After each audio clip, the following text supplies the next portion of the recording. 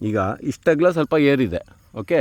ಇಲ್ಲಿ raised part ಅಲ್ಲಿ nutrient ಎಲ್ಲ ಕಮ್ಮಿ ಆಗೋಯ್ತು, ಬರೀ ಒಂದು ಮರುಭೂಮಿ ಥರ ಇದೆ ಇಲ್ಲಿ. ಇಂಥ ಜಾಗದಲ್ಲಿ ಈ ಹುಲ್ಲು ಮಿನಿಯೇಚರ್ ಫಾರ್ಮೇಷನ್ ತಗೊಂಡು ಚೆನ್ನಾಗೇ ಬಂದಿದೆ. ಹೂವೆಲ್ಲಾಗಿದೆ ಕರೆಕ್ಟ್. ಇಲ್ಲಿ ಇವೆಲ್ಲ ಇದು ಅಷ್ಟೇ.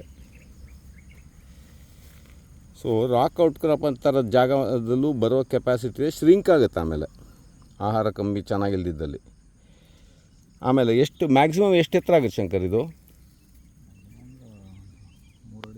3 ಅಡಿನ?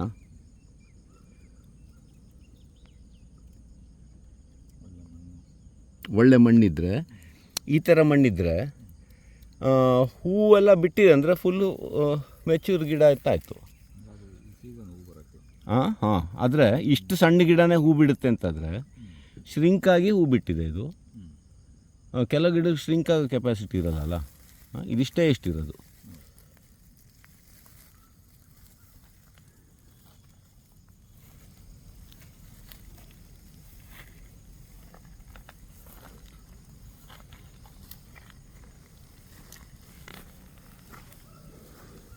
ಸುಸ್ತಾಗಕ್ಕೆ ಶುರು ಆಯಿತು, ಹೊರಡೋಣ.